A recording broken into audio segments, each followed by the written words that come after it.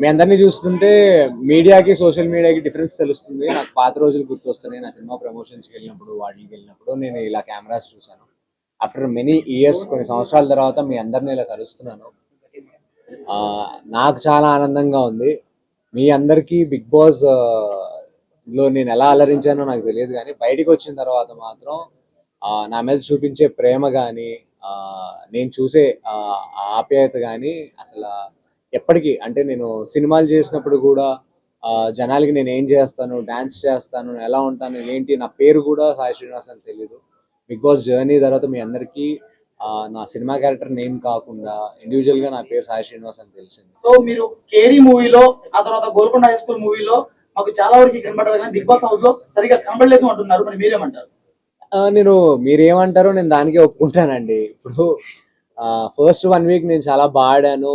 And definite గా అందరూ చాలా ఎక్స్పెక్టేషన్స్ పెట్టుకుని ఉన్నారు ఆ టైంకి.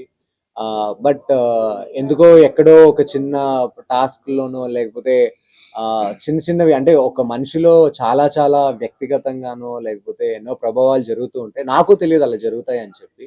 అండ్ నాకు అది ఒక కొత్త ఎక్స్పీరియన్సే కాబట్టి నేను వాటిని ఫేస్ చేస్తున్నాను కాబట్టి నాలో నేను ఎన్నో కొన్ని విషయాలు తెలుసుకున్నాను అక్కడ ఉండి.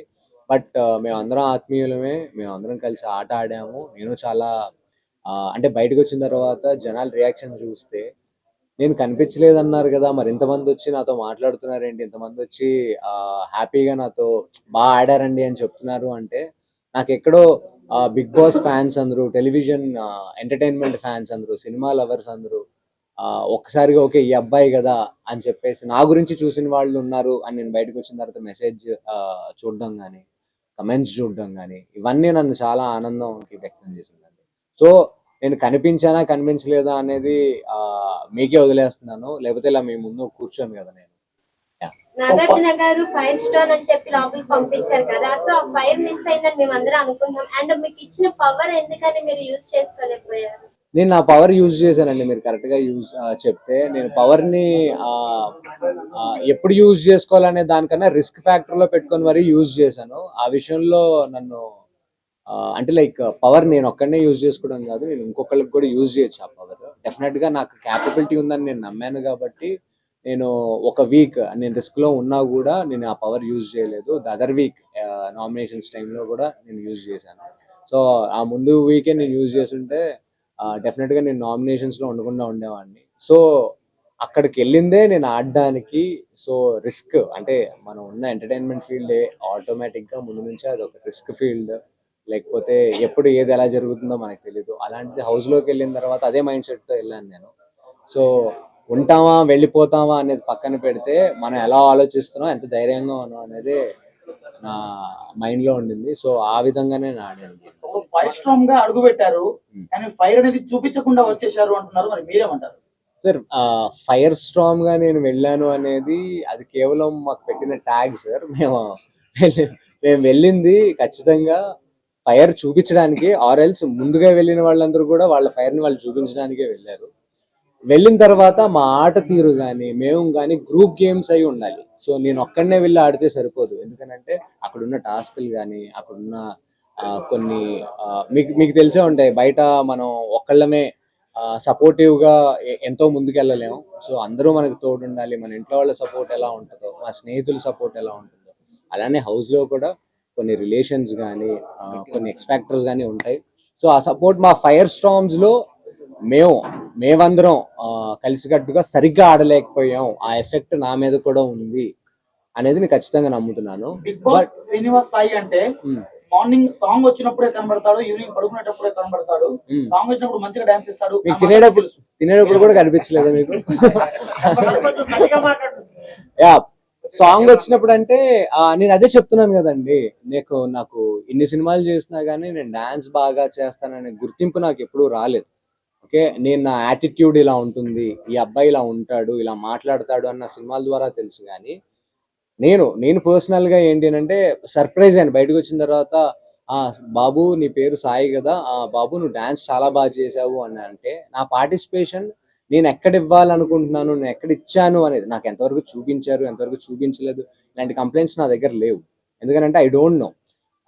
ఒక్కసారిగా నేను బయటకు వచ్చిన తర్వాత మీ అందరి అప్రిసియేషన్స్ నాకు వచ్చాయి కాబట్టి నాకు ఎక్కడా కూడా నేను కనిపించలేదు, లేకపోతే అక్కడ నేను సరిగ్గా ఆడలేదు, ఇక్కడ సరిగ్గా ఆడలేదు అనేది లేదు. ఎందుకంటే ఒక వీక్ కూడా నేను నాకు సరిగ్గా తెచ్చుకోలేదు. అండ్ ఫస్ట్ వీక్ నన్ను అప్రిషియేట్ చేశారు. ఎవ్రీ హౌస్లో ఎవ్రీ కంటెస్టెంట్కి నేనే టార్గెట్, ఫస్ట్ టార్గెట్ నేనే బయటికి పంపించడానికి. వాళ్ళు చురుగ్గా ఆడుతున్నారని ఇమాన్యుయల్ నాకు కాంప్లిమెంట్ ఇవ్వడం, సుమన్ అన్న నాతో క్లోజ్గా ఉండడం కానీ, సంజనా గారు కానీ అందరూ కూడా నాకు ఇచ్చిన ప్రశంసలు ఇవన్నీ కూడా అవి బయటకు వచ్చాయో లేదో నాకు తెలియదు కానీ అది ఎంతవరకు. But I'm personally very very happy. అయితే అంటే బిగ్ హౌస్ లో బాస్ హౌస్ లో ఉండాలంటే బాండింగ్స్ వల్లే ఉన్నారని చెప్పని అంటున్నారు. అసలు మీరు ఆ బాండింగ్ లేకపోవడం వల్ల బయటకు వచ్చేసారా? బాండింగ్స్ అంటే రిలేషన్స్, మనకి అక్కలు అమ్మలు ఇలా ఉండాలని కాదండి. బాండింగ్స్ అంటే మనకి బయట లైఫ్ లో సపోర్ట్ ఎలా ఉంటుందో, ఎందుకంటే ప్రతి టాస్క్ కి లింక్ అయి ఉంటుంది. ఒక ఫ్రెండ్ ఉండాలి, లేకపోతే మనకు సపోర్ట్ ఉండాలి, ఓటింగ్ టాస్క్స్ ఉంటాయి, చాలా ఉంటాయి విధి విధానాలు.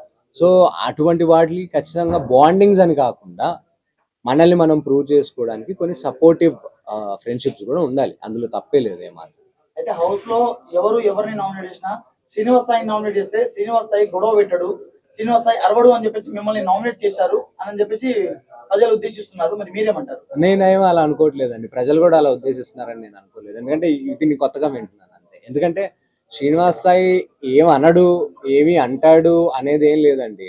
మీరు నా ఆట చూసుంటే కనుక నేను ఆడిన కంటెస్టెంట్స్తో నన్ను ఎప్పుడు కూర్చోబెట్టినా కానీ, లేకపోతే ఎప్పుడు మాకు డిబేట్ జరిగినా కానీ నేను అరుస్తున్నానో, లేకపోతే సాయి ఫైర్ అవుతున్నాడు అనే డిస్కషన్స్ హౌస్ లోపల నాతో ఉండింది. కానీ ఎక్కడా కూడా సాఫ్ట్ గా ఉన్నాడు ఇటువంటివి ఏమీ లేవు. మీరు మళ్ళీ ఒకసారి వీడియోస్ వెనక్కి వెళ్ళి చూస్తే మీకు తెలుస్తుంది ఆ నామినేషన్స్ లో నేను మాట్లాడిన విధానాలు. అయితే మీరు బిగ్ బాస్ హౌస్ లో అప్రాక్సిమేట్ గా 3 వారాలు ఉన్నారు. ఆ 3 వారాల్లో 4 వారాలు ఉన్నాను. 4 వారాలు. మీకు ఇన్ఫర్మేషన్ క్లియర్ గా లేనట్టుంది. 4 వీక్స్ ఏం నేర్చుకున్నారు మీరు? 4 వీక్స్ నా గురించి నేను తెలుసుకున్నానండి. పక్కన వాళ్ళ గురించి పక్కన పెట్టండి ఫస్ట్ ఆఫ్ ఆల్. ఎందుకంటే వాళ్ళు నా ముందు నటిస్తున్నారా, సరిగ్గా ఉంటున్నారా, ఎలా ఉంటున్నారా అనేది నాకు తెలియదు. ఎందుకంటే నేను మధ్యలో వెళ్ళాను ముందు నుంచి. అండ్ వాళ్ళకి ఆల్రెడీ ఒక టీం ఉంది. మేము ఎప్పుడైతే ఫైర్ స్టార్మ్స్ లోపలికి వెళ్ళామో అక్కడ ఆల్రెడీ ఒక ఎగ్జిస్టింగ్ గ్రూప్ ఉండింది, వాళ్ళ మధ్యలో పోటీ ఉండింది. మేము వెళ్ళిన తర్వాత వాళ్ళంతా ఐకమత్యంగా ఆడారు, మేము ఆడలేకపోయాం ఫైర్ స్టార్మ్స్. ఎందుకంటే ఫైర్ స్టార్మ్స్ ని పంపించిన ఇంటెన్షనే అక్కడ మేమందరం కూడా ఐక్యమత్యంగా వాళ్ళని ఎదుర్కోవాలనే ఉద్దేశంతో మమ్మల్ని పంపించారు. కానీ నేను ఒక్కడిని అక్కడ ఐకమత్యం అంటే అందరూ కలిసే కదా ఆడాలి. సో నేను ఒక్కడిని కాదు కదా అక్కడికి వెళ్ళి అందరినీ ఫేస్ చేయాలి. వాళ్ళు చాలా బాగా ఆడారు ఓజీ టీమ్. డెఫినెట్ గా ఫైర్ స్టార్మ్స్కి వచ్చేసరికి కొంచెం మా కమ్యూనికేషన్ గ్యాప్స్ వచ్చాయి. అండ్ ఆరోగ్యరీత్యా ఆయేషా వెళ్ళిపోవడం కానీ, లేకపోతే ఇంకా వేరే ఇష్యూస్ వల్ల ఫైర్ స్టార్మ్స్ ముందు నుంచి వెళ్ళిపోవడం కానీ, సో మేమే టార్గెట్ అయ్యాం ప్రతిసారి.